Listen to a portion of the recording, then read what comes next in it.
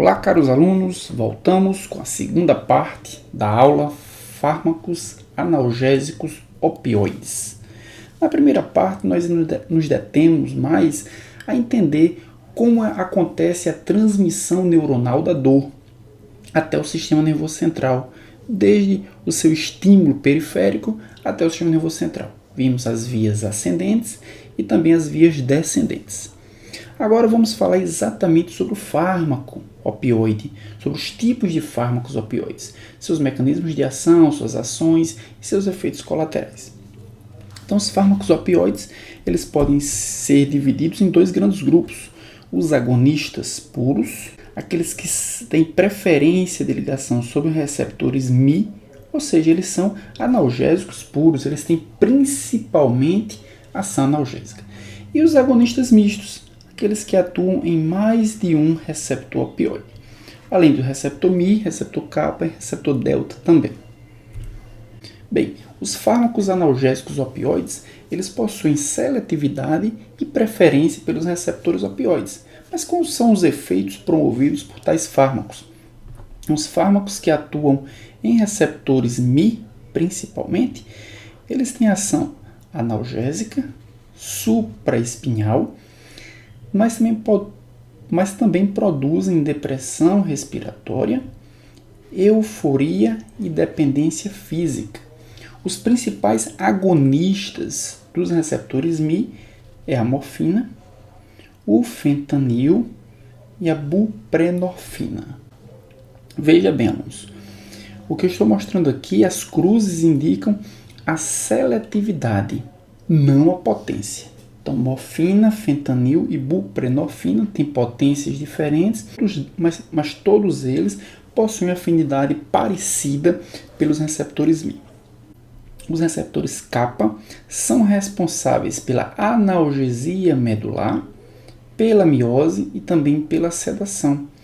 O principal agonista dos receptores kappa é a etorfina.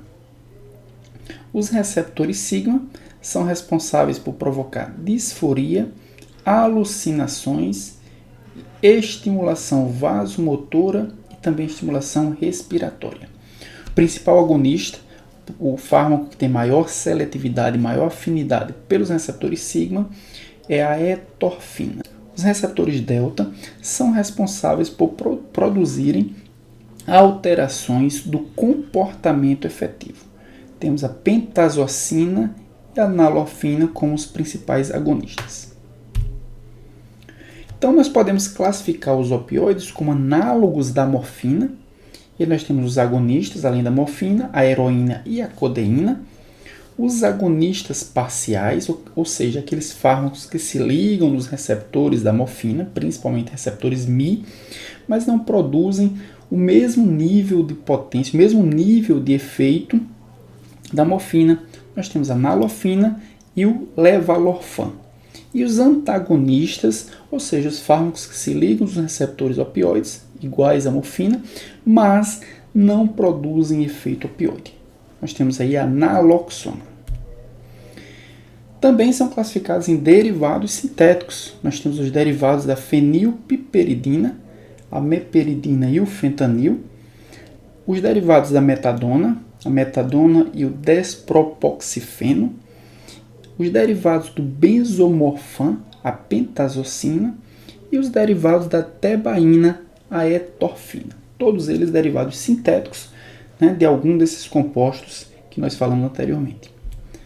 E os antagonistas. Os antagonistas nós temos a nalorfina, a naloxona e a naltrexona. Bem, além da afinidade por cada um dos receptores, os fármacos opioides, os opioides puros, eles possuem potências analgésicas diferentes. Então, de acordo com a potência, nós podemos classificar os opioides em opioides fracos,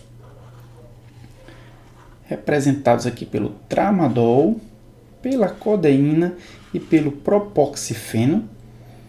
Os fármacos opioides fortes, representados pela sulfentanila, que apresenta 1000 vezes a potência da morfina, e a fentanila, que apresenta 100 vezes a potência da morfina.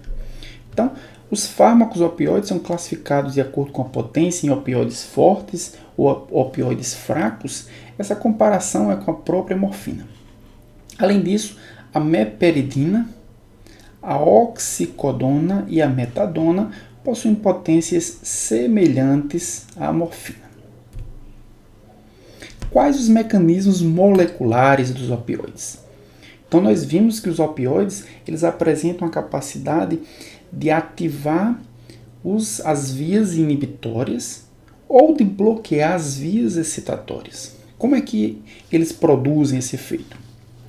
Então, os opioides, eles se ligam nos receptores opioides, e os receptores opioides, eles pertencem à família de receptores acoplados à proteína G, no caso a proteína GI, ou seja, inibitória. Eles inibem a adenilato ciclase, consequentemente eles reduzem os níveis de AMP cíclico. Além disso, eles provocam a abertura de canais de potássio e inibem os canais de cálcio na membrana. O cálcio não entra, consequentemente, menos neurotransmissor é liberado na fenda sináptica e o potássio é aberto, e os canais de potássio abertos promovem a hiperpolarização da membrana. Além disso, eles diminuem a liberação de neurotransmissores. Então, os mecanismos moleculares se baseiam na ativação das vias inibitórias, das vias descendentes, e bloqueio das vias ascendentes, das vias excitatórias. Então, vamos agora verificar as principais ações farmacológicas dos opioides, tomando como referência as ações da morfina. Então, a morfina tem ação analgésica. Essa é uma das principais indicações farmacológicas da morfina.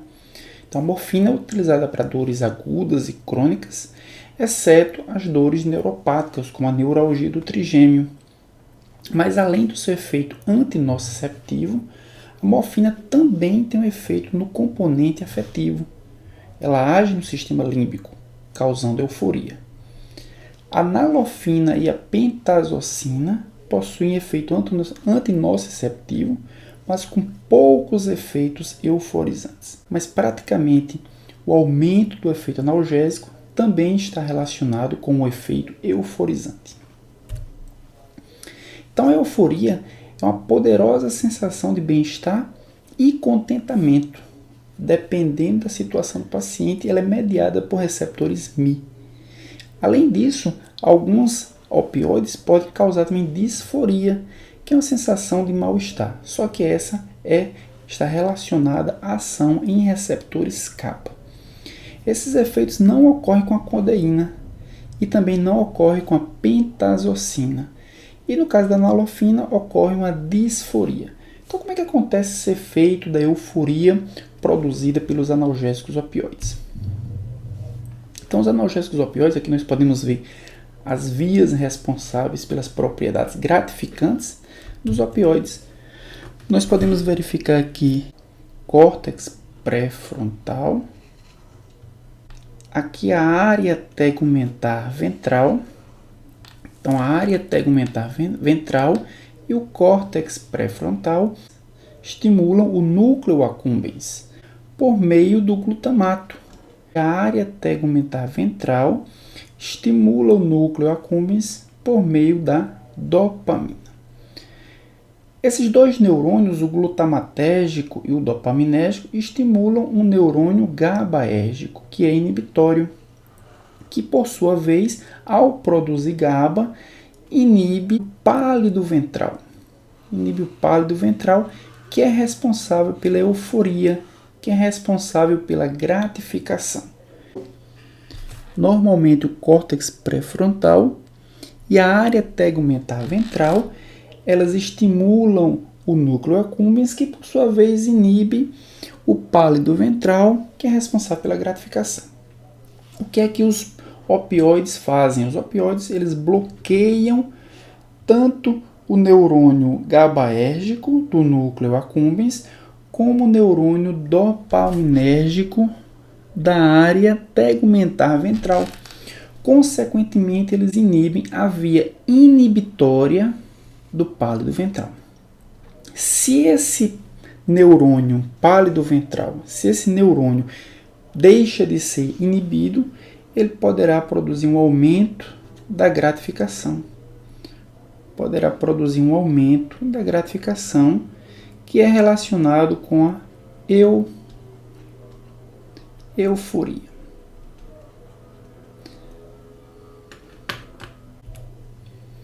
Outra ação, só que agora não uma ação farmacológica, mas uma ação adversa, é a depressão respiratória que os opioides provocam.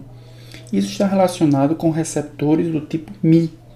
Então, doses terapêuticas diminuem a sensibilidade do centro respiratório à elevação da pressão de CO2. Então, normalmente, a pressão do CO2 estimula o centro respiratório a aumentar a frequência respiratória. Como os opioides, através de receptores Mi, diminuem a sensibilidade do centro respiratório à pressão de CO2, a consequência imediata é a depressão respiratória. Felizmente, a depressão respiratória ela não ocorre concomitantemente com a depressão cardiovascular. Então, são receptores diferentes, portanto, depressão respiratória e depressão cardiovascular elas não ocorrem com a mesma ação. Também depressão do reflexo da tosse. Isso ocorre principalmente com a codeína. A codeína possui um substituinte no grupo fenólico. Isso torna a codeína responsável por suprimir os efeitos da tosse. O efeito da tosse, o efeito de supressão da tosse, ele ocorre em doses subterapêuticas para dor. E aparentemente ele não tem uma correlação com o efeito analgésico ou com o efeito depressor. Então, será que o efeito supressor da tosse ocorre em outro receptor, diferente dos já conhecidos para os opioides? Fica aí a questão.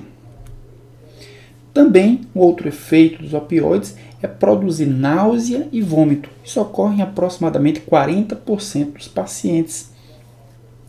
Essa ação farmacológica dos opioides ocorre porque esses fármacos estimulam a zona quimiorreceptora do gatilho emético da área pós-trema do bulbo. Então, eles estimulam a área emética, a área responsável pela náusea e pelo vômito localizado no bulbo.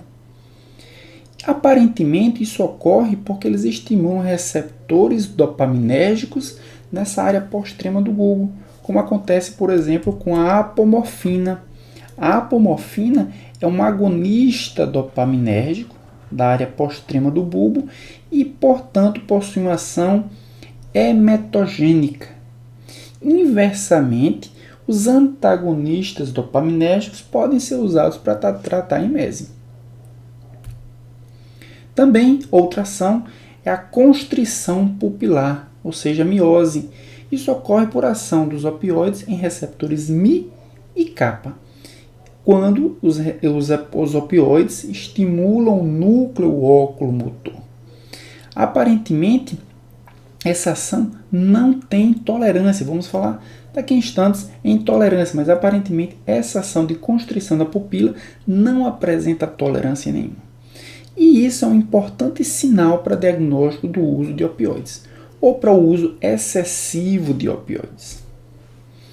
Também age no trato gastrointestinal, aumentando o tônus e diminuindo a motilidade do trato gastrointestinal, diminuindo as ações colinérgicas. Com isso, os opioides podem produzir constipação. Isso ocorre em 40% a 95% das pessoas que fazem uso de opioides. Também aumentam a pressão sobre o trato biliar. Isso provoca desconforto epigástrico e cólica biliar, o que é paradoxal às ações dos opioides, que são analgésicos e provocam dor, provocam cólica biliar. Esses efeitos podem ser reduzidos pelo uso de atropina. E aparentemente, essas ações dizem respeito à ligação com receptores Mi e kappa. Outras ações importantes dos opioides é a liberação de histamina nos mastócitos, Isso acontece por ação direta dos opioides sobre os mastócitos. O efeito local é coceira, é prurido, mas um efeito sistêmico é a broncoconstricção e a hipotensão. E aí temos que ter cuidado com os asmáticos. Também pode produzir hipotensão em altas doses, por um efeito medular, espasmos musculares generalizados, contrações musculares generalizadas, e no sistema imune pode produzir imunossupressão. Isso ocorre principalmente com aquelas pessoas que fazem uso crônico dos opioides. Então, uma das principais características dos opioides é o desenvolvimento de tolerância, ou seja, o desenvolvimento de uma característica de redução dos efeitos farmacológicos, mesmo se utilizando da mesma dosagem anteriormente. O desenvolvimento de tolerância ocorre muito rápido, entre 12 e 24 horas, mas os efeitos da tolerância ocorrem diferentemente sobre os seus efeitos farmacológicos. A euforia, por exemplo, a tolerância ocorre muito rapidamente. Ou seja, os efeitos euforizantes eles reduzem muito rapidamente, mesmo se mantendo a mesma dose. Sobre a analgesia e a depressão respiratória, a tolerância ela é moderada, leva um pouco mais de tempo do que para a euforia. E com relação à miose e à constipação, quase nenhuma tolerância é observada, ou seja, quase nenhuma redução dos efeitos farmacológicos são observados, mantendo-se a mesma dose. Com o uso agudo dos opioides, a tolerância é explicada pela redução menor da concentração de AMP cíclico. Então, o que os opioides fazem? Os opioides, ao agirem sobre os seus receptores acoplados à proteína G, a subunidade alfa da proteína GI inibe a adenilaticiclase.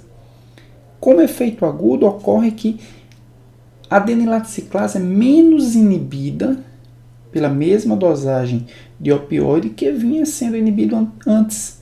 Isso ocorre, por esse motivo, ocorre uma redução dos efeitos farmacológicos. O efeito crônico, ou seja, com o uso crônico dos opioides, o que ocorre é a dessensibilização, ou seja, uma resposta menor do receptor opioide e uma interiorização dos receptores. Ou seja, os receptores eles são englobados pela célula, uma quantidade menor de receptores são encontrados na membrana plasmática do neurônio, consequentemente há uma redução dos efeitos farmacológicos. Bem, a partir da tolerância, ou seja, a partir da não responsividade, a partir da redução dos efeitos farmacológicos com a mesma dosagem de opioide, ocorre a dependência, ocorre a necessidade de aumentar a dose para atingir o mesmo efeito farmacológico. A dependência é responsabilidade principalmente dos receptores Mi, dos sistemas mesolímbicos e dopaminérgicos, mas não é apenas consequência da dependência química. Estão relacionados com fatores psicológicos e também fatores socioeconômicos. Bem, como a morfina inibe a atividade da adenilaticiclase, com a retirada do opioide, com a retirada da morfina e a tolerância, há uma reversão dessa inibição, ou seja, a necessidade de uma dose maior. Então, com a retirada da morfina, o que se observa é um aumento da atividade da adenilaticiclase, que é caracterizado por uma irritabilidade maior, além de perda de peso, febre, midríase, náuseas, diarreia, insônia e até convulsões. Isso caracteriza a síndrome da abstinência, ou seja, houve uma tolerância, isso ocorreu porque houve uma necessidade de aumentar a dose, que é a dependência, e com a retirada da morfina, com a retirada do opioide, veio a síndrome da abstinência, ou seja, um aumento da atividade da adenilaticiclase. A síndrome da abstinência desaparece no máximo 3 dias, e ela apresenta a seguinte cinética. Estágio 1, nas primeiras 8 horas, o que se observa é uma ansiedade e uma suplicação pela droga, uma necessidade muito grande pela droga. O estágio 2 da síndrome da abstinência ocorre entre 8 e 24 horas, além da ansiedade, também insônia, distúrbios gastrointestinais, rinorreia, midríase e diaforese, uma sudorese excessiva. E o estágio 3 ocorre a partir das 24 horas até 3 dias aproximadamente. Se observa taquicardia, náusea, emese, hipertensão, diarreia, febre, calafrios, tremores, convulsões e espasmos musculares. Após os 3 dias, normalmente os efeitos são revertidos. Bem, agora vamos observar os principais agonistas e antagonistas de receptores opioides. Então, diacetilmorfina, também conhecida como heroína, ela é obtida a partir da morfina, ela é mais lipossolúvel do que a morfina, apresenta menor duração e produz uma maior dependência do que a morfina. A codeína também é obtida da morfina.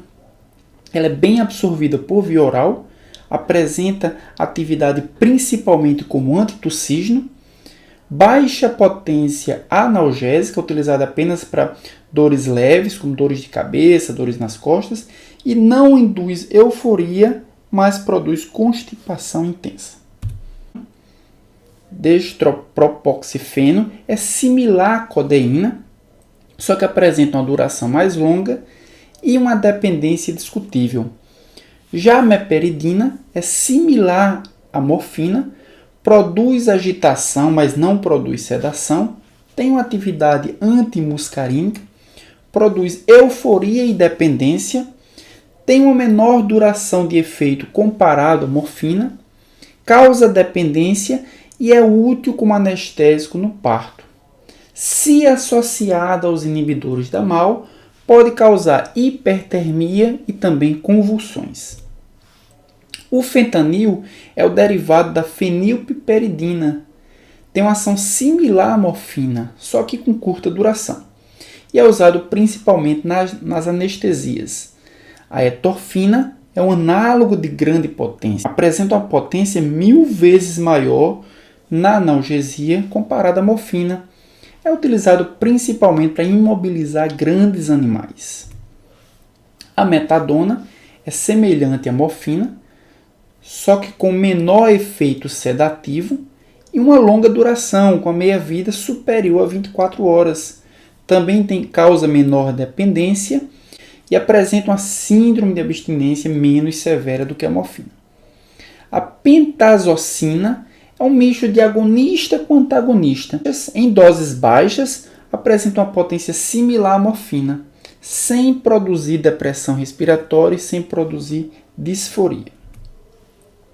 Outros analgésicos opioides também são tramadol, que é o metabólito da trazodona, é um agonista fraco de receptores μ e apresenta como um dos seus mecanismos de ação a inibição da recaptura de norepinefrina. Também os antidepressivos tricíclicos, como imipramina e amitriptilina, inibem a recaptação de noradrenalina e podem ser utilizados como analgésicos. A carbamazepina e a gabapentina também têm ação analgésica. Os antagonistas opioides, ou seja, os fármacos que se ligam nos receptores opioides, impedem que os analgésicos ocupem os receptores. Nós temos a nalorfina, que apresenta uma estrutura semelhante à morfina, apresenta um antagonismo μ, mas um agonismo parcial delta e kappa. Ou seja, a nalorfina pode causar um efeito disforizante semelhante a alguns agonistas opioides. Também causa antagonismo da analgesia e depressão respiratória. Em altas doses, mimetiza a morfina e produz dependência. Baixas doses causam síndrome de abstinência em dependentes. E como antídoto da nalorfina, nós temos a naloxona. A naloxona é um outro antagonista opioide, antagonista puro de receptores μ, delta e kappa para todos os agonistas. Antagoniza a analgesia por acupuntura e reverte a depressão respiratória causada por opioides, mas apresenta um efeito bastante curto intravenosamente o efeito da naloxona entre 1 e 2 horas. Então nós podemos observar aqui o efeito da naloxona. A naloxona ocupa o receptor opioide e impede que o agonista opioide se ligue, impedindo assim que ele provoque a analgesia, que ele provoque a ação. Obviamente que os antagonistas não são utilizados para impedir a analgesia, eles são utilizados para impedir os efeitos euforizantes, os efeitos estimulantes do sistema nervoso central. Um outro antagonista opioide é a naltrexona, que é similar à naloxona, porém apresenta uma duração mais longa, com a meia-vida em torno de 10 horas. A naltrexona apresenta um uso apenas experimental, não clínico, e ele neutraliza os efeitos dos opiáceos. Nessa tabela nós podemos ver as diferenças farmacocinéticas entre os opioides fortes. Comparamos a morfina, metadona, oxicodona e o fentanil. Todos eles, como nós podemos verificar, apresentam metabolismo hepático. O que diferenciam eles são as enzimas que vão metabolizar cada um desses opioides, que são diferentes. Portanto, eles podem apresentar interações farmacocinéticas ou não, dependendo de qual enzima metaboliza esses analgésicos opioides. Outra diferença entre eles é o tempo de eliminação. A metadona é o opioide que apresenta o maior tempo de eliminação, em torno de 54,8 horas, isso tomada em dose única. Esse tempo ele é reduzido para 22,2 horas em uso crônico. Isso acontece porque a metadona autoinduz o seu próprio metabolismo. O que apresenta menor tempo de eliminação é a morfina, em torno de 3 a 4 horas. Com relação aos seus metabólitos ativos, a metadona e o fentanil não apresentam metabólitos ativos e a morfina e oxicodona apresentam metabólitos ainda ativos. A morfina apresenta a morfina 6-glicuronídeo e a oxicodona apresenta oximorfona como metabólito ativo. As interações farmacocinéticas, principalmente relacionadas ao metabolismo, ocorrem com a metadona, ocorre com a oxicodona e ocorre também com o fentanil, mas não ocorre com a morfina. Nessa outra tabela, nós comparamos a farmacocinética dos opioides fracos, o propoxifeno, a codeína e o tramadol. Todos eles também apresentam metabolismo hepático, com enzimas microsomais diferentes. O fármaco que apresenta maior tempo de eliminação é o propoxifeno, com 6 a 12 horas, e o que apresenta menor tempo de eliminação é a codeína, com 2,9 horas. Os três fármacos, os três analgésicos opioides, apresentam metabólitos ativos. O propoxifeno produz o norpropoxifeno, a codeína apresenta a morfina, ou seja, a codeína se transforma em morfina, que é um outro analgésico opioide, e o tramadol produz o M1. M1 é esse que apresenta um tempo de eliminação de 6,69 horas. Então, o tramadol em si apresenta um tempo de eliminação de 5,64 horas, mas o seu metabólito ativo apresenta um tempo de eliminação de mais 6,69 horas. Ou seja, no conjunto, o tramadol apresenta um tempo de eliminação superior, inclusive, ao propoxifeno. Então, pessoal, chegamos ao fim de mais uma videoaula. Essa foi a segunda parte da aula analgésicos opioides. A gente viu na primeira parte como ocorre o mecanismo fisiológico da transmissão neuronal da dor. E nessa segunda parte falamos sobre os mecanismos de ação dos analgésicos opioides, a classificação dos analgésicos opioides e quais são os seus principais efeitos farmacológicos, seus efeitos terapêuticos, mas também os seus efeitos adversos. Na próxima aula veremos os antidepressivos. Então não percam, a 13ª aula do curso de farmacologia será antidepressivos. Até lá!